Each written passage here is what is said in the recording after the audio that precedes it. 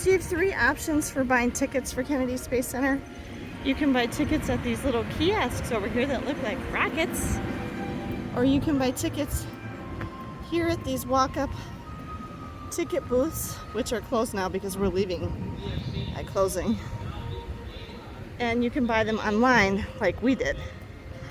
The different parking lots are numbered and named after astronauts. So we're in Cooper 6. And I'm just gonna, I tried to film this morning, but there is an app. There's also paper maps. These are the prices. There's annual passes. You can rent strollers, wheelchairs, and electric scooters. Although I didn't see very many people with any of them. And then this thing as you come in has the times for different things that are timed. And it changes. Let's see. There you go. So I need to refilm that stuff when I come out because I think I had it the wrong way. You're filming your face the whole time.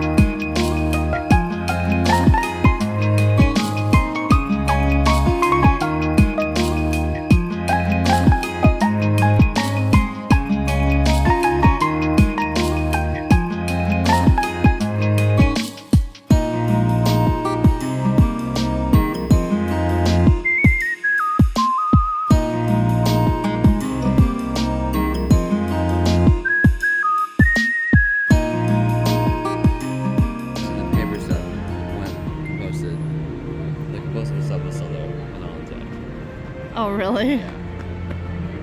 So it probably takes a long time for it to go. Bones don't decompose, do they? Eventually. But the dinosaur bones? They turn back to dust. No, those are fossils. Oh, okay. Jeez. Look at them. Are we going to the bus? Yeah, it's right here. No, we gotta walk around. Okay. Yeah.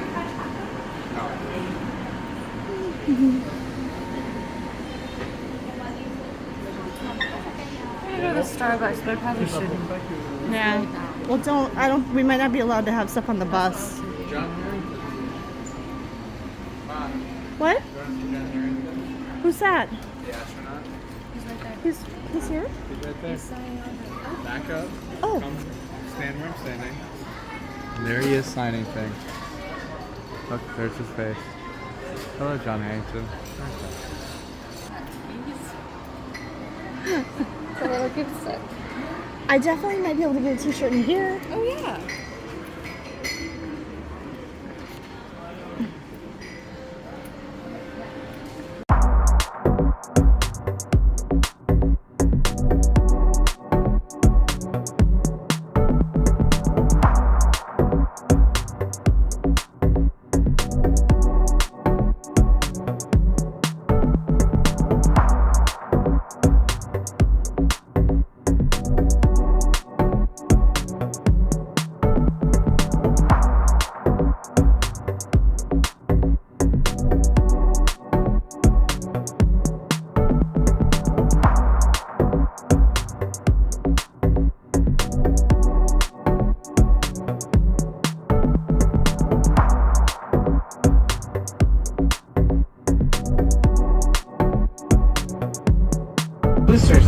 have one laying out down there.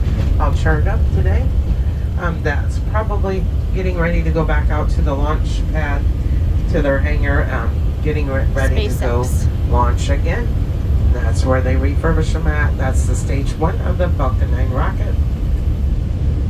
In the 1960s for the Apollo program, every Saturn V rocket that sent humans to the moon was assembled right here. Every space shuttle mission also assembled within these same walls. I'm inside the LCC with Charlie Blackwell-Thompson, NASA's first female launch director.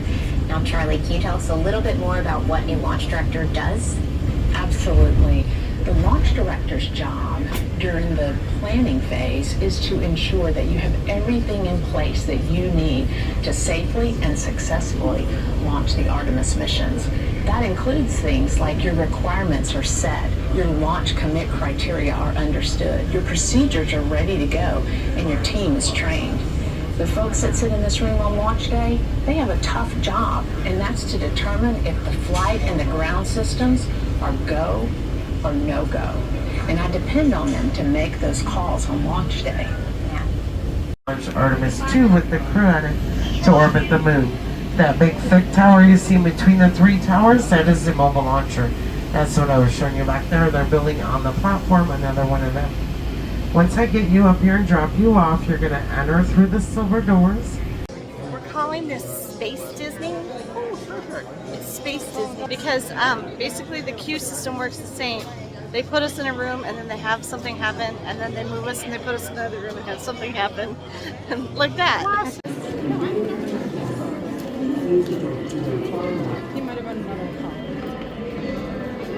In wheelchairs and hearing disabilities, please be seated in the front row.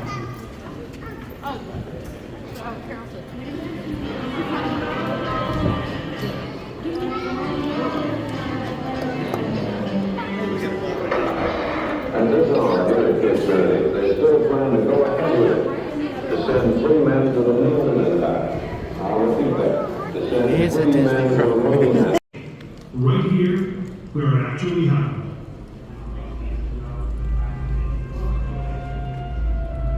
Mankind is about to leave his planet behind and journey to another.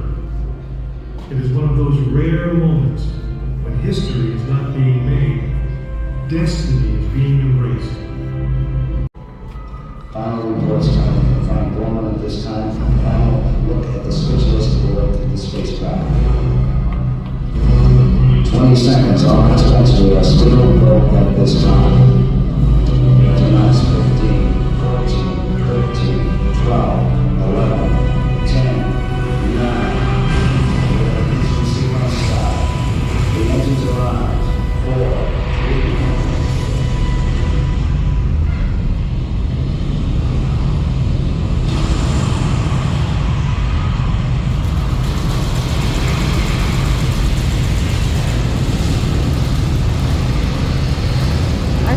Rumbling.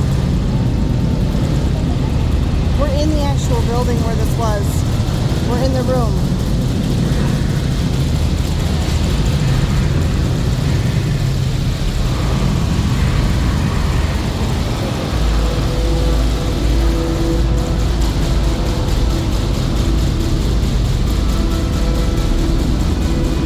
That's scary.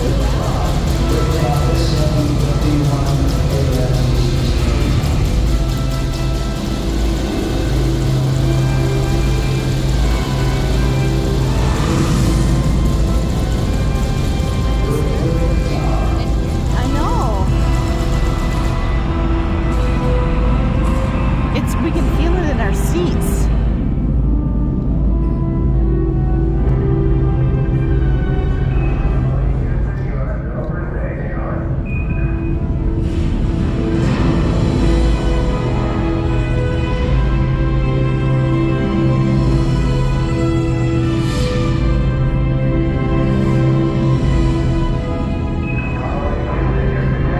They're looking out that window. It's that window right there.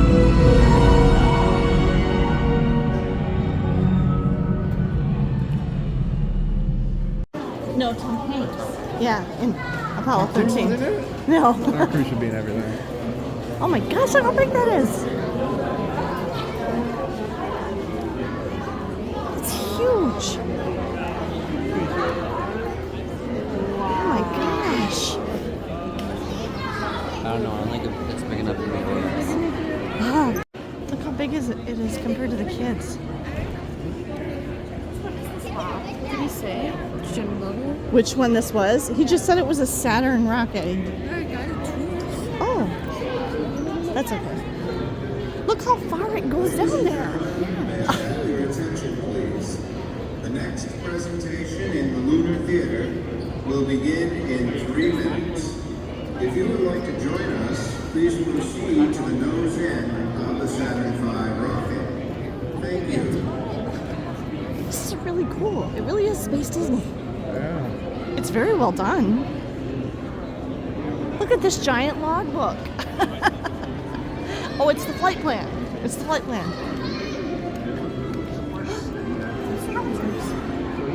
Tom Hanks again. That's Mr. Rogers.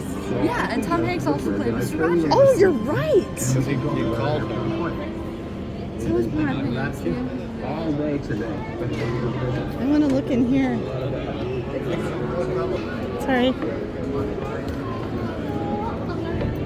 Oh, yeah. It's not very big. Yep. Apollo 11, yep.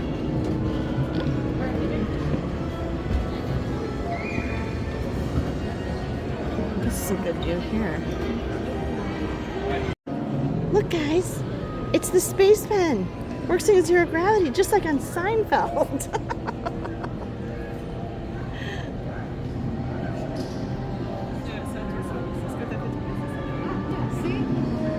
Yeah. See? 1991, the Fisher Spaceman Chrome Bullet is showcased in the Seinfeld episode The Van.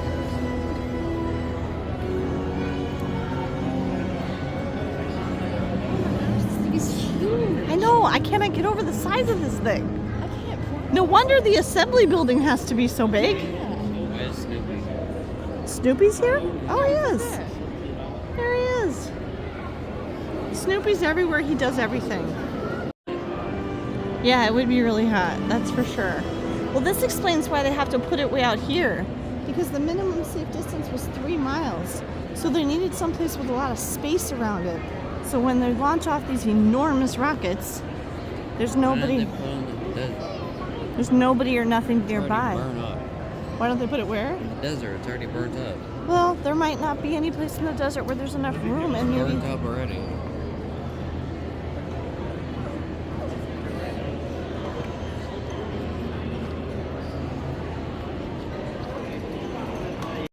Right outside here, across the way, you can see the launch pads out there. They still use those. The SpaceX one was down to the right where they used that. And then this is where people would have sat to witness the launches. I mean, you can see it from all around here, but if you were actually guests of NASA to come see the launches, you sat over on these bleachers. You can see it's a long way away. That's really cool though that they've got stuff set up there. Yeah. Okay, we came in way down on that end. And then here is the Moon Rock Cafe. So there's several places here at the Kennedy Space Center where you can eat. There is some outdoor seating too. It's nice and dark and cool in here though. I know, it's so big. And then here's a moon lander. A lunar lander, sorry. This is a tour. You can take tours periodically. And they really don't want you to miss the restrooms. The signs are huge.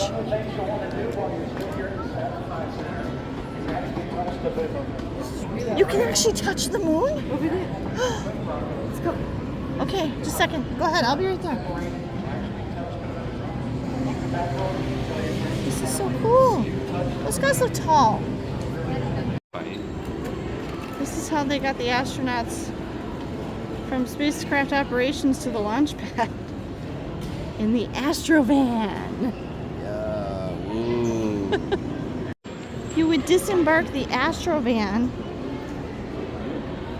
and then you would have to go into the thing. It would not be like this, obviously. It was outside and on the giant thing, the launching pad. gone. Okay. But they have stuff to look at. It's the tribute to the astronauts who died in Apollo 1. Oh, this. Oh.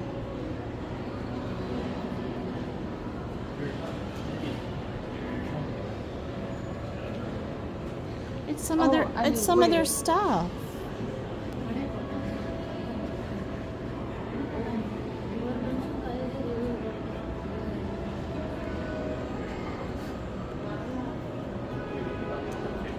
Oh wow!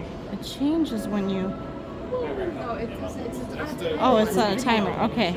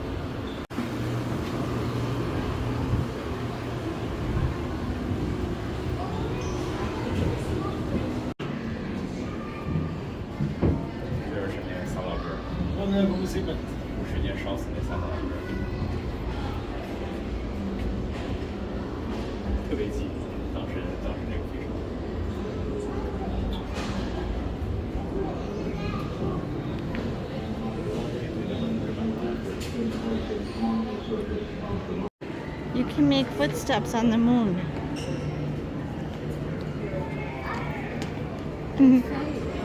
We're trying to touch the rock. Aren't the actual footsteps on the moon still? Yeah, there's no wind because there's no atmosphere. This is the Apollo 14 capsule. Look at what coming back through the atmosphere does to it.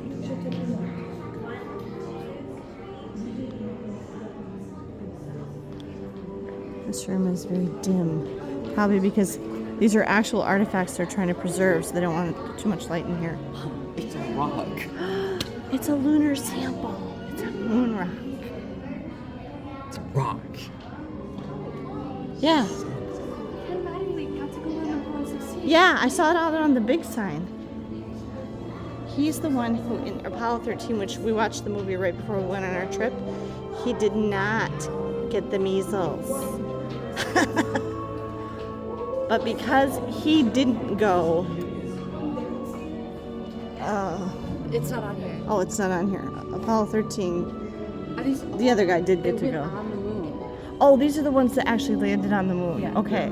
So there were 1, 2, Why 3, they only 4, land on one 5, side? 6. Because they don't know what's on the other side.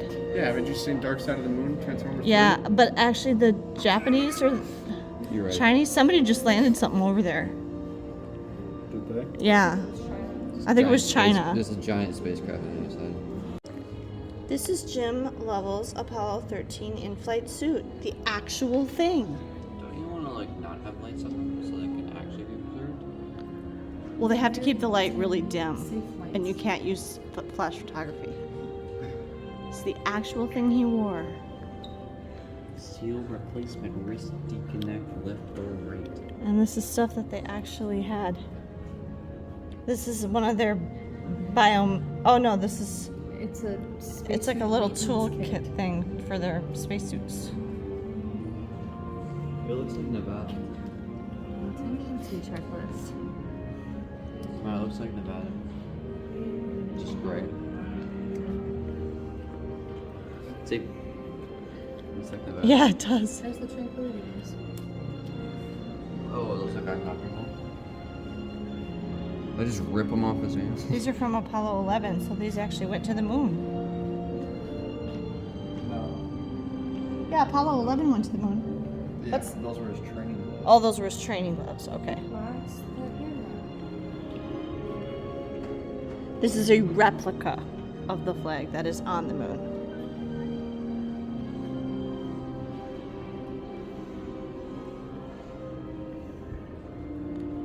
This is Alan Shepard's suit.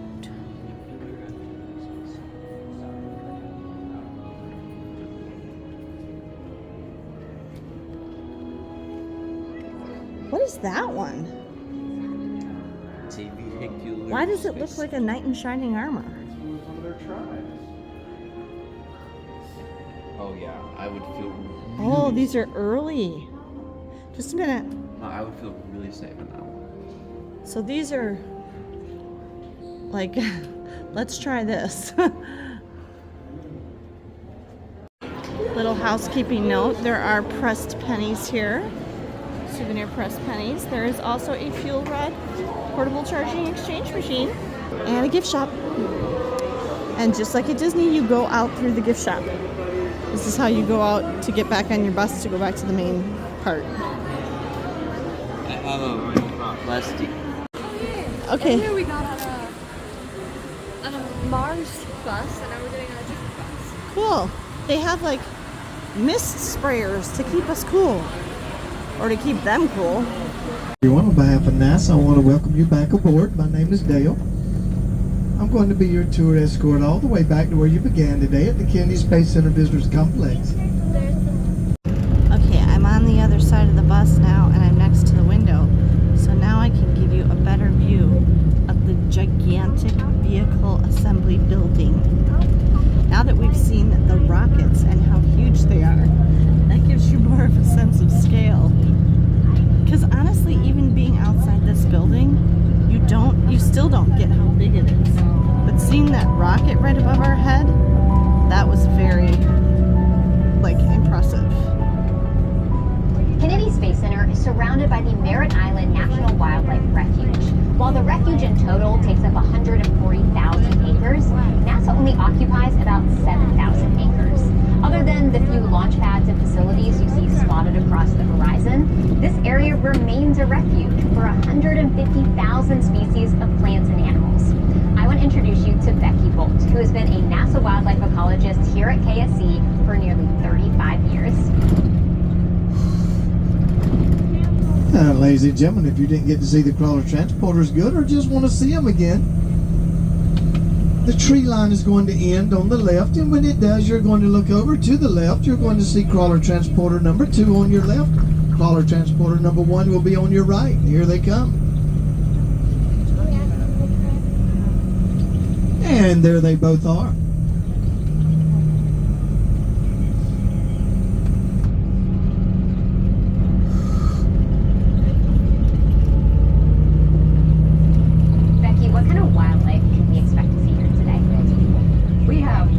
Lots of different kinds of wildlife. We have over 400 species that occur out here on the Space Center. Look in the ditches and you'll see lots of wading birds, tall herons, egrets, ibises. There's several species of those. Okay, ladies and gentlemen, you can see that we're back. And we're going to be passing the Atlantis building on our right, parking around by the Atlantis. It's home to the Space Shuttle Atlantis exhibit, and this is also where they have the total launch simulator. Okay, we came into the building with the Atlantis space shuttle. There's some kind of queue. Outside here, this is the launch stuff and the fuel tanks. You can see how big that was. And then the space shuttle would be attached to that. I very much remember the space shuttle program. There's a picture. Because I was, a kid in the 80s, and when it started, and I very much remember both the Challenger and the Columbia disasters. I think I was watching both of them live on TV. The Challenger I remember very distinctly because I was homesick from school. And I was watching TV, and this is back before cable or streaming or anything. And you only got to have 4 channels. And I was bored, and I was flipping through the channels laying on the couch with my sick self. And I saw that there was about to be a space shuttle launch. And that used to be a big thing, and everybody would watch it. And I was like, oh, I'll watch this. And let's see, I was in middle school, I think. And it launched. And then it exploded.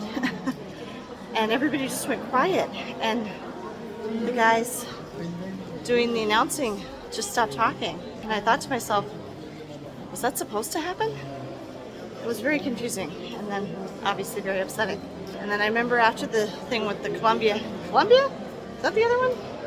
When it landed, when it was coming in to land, that was very upsetting because they were all done with their mission and they were coming home. Okay, that was cool. We watched a film, and then a screen opened, the screen went away, and then we could see the Atlantis through the screen, and then the screen opened up, and the actual Atlantis is right there. My kids are absolutely flummoxed by the idea of the space shuttle. They didn't even know there was such a thing, that it could launch off like a rocket and still land like an airplane and be used over and over. And they just said that the Atlantis here went on 33 missions. And that's just this one, and there were a bunch of them. I had the Lego set of this one.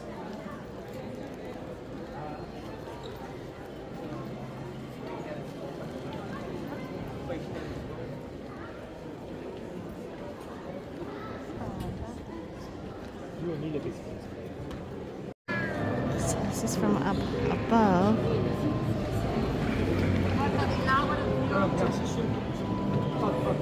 And the cargo bay is open right now.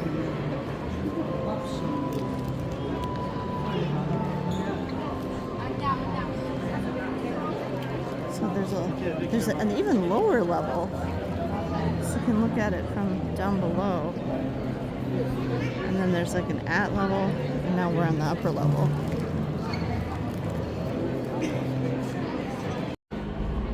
What? Yeah, it does. The tiles are really weird. I forgot about It's those. like the size of a plane. Yeah, it probably is. You're right. I mean, because it can fit on a plane. That's how they would. It's actually pretty small. Right. That's how they move it around. The ones we go on to get home are really big. Yeah. Okay, we need to warn you. This place is massive. Because it's like, I don't know, 10 buildings that you go through, and each one of them is huge. I mean, this building alone, just this Atlantis building, is like an entire DC museum in itself. And you go through multiple buildings. So I see why they say that it can take up to 2 days. If you want to see everything here and go through everything, you would need at least a day or two. So, I mean, we are being selective about what we go through. So we are going into one, maybe two other buildings after this. We got here, what time did we get here? 11? We got here at about 11:45. We got here about 11:45, and it's 3:05 now, and we had lunch, we did the bus tour, and now we're in the Atlantis building, and that's it so far. And there's a lot more stuff and lots of other buildings to go through. We're still hoping after we finish this building to go to the IMAX, the main gift shop, because Meg wanted to look around in there some more, because we basically just walked through it. And the building that's all about the astronauts, I want to go through that one. But there's still more than that. You either have to plan for more time or prioritize your time. And also make sure your feet are gonna hurt. I mean, I know we just spent the last 4 days walking around Disney and our feet hurt already, but there's very few places to sit. We're currently sitting on one of the only benches we've seen, and the only reason these benches are here is because there's a slide here and you have to take your shoes off, and I think it's just meant to be a place for people to put their shoes back on. See, there's the slide.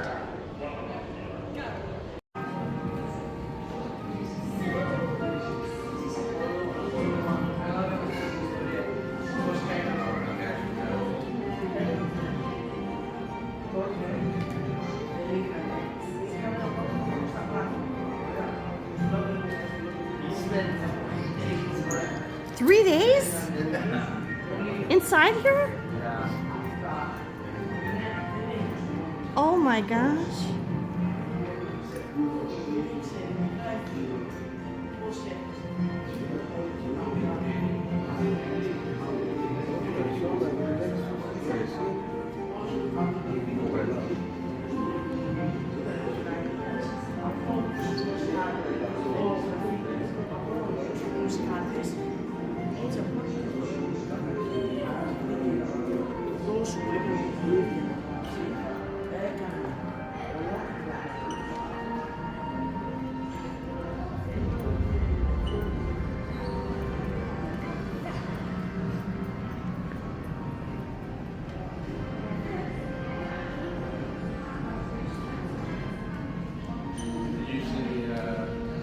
anything with the astronaut wives in that one. The ball.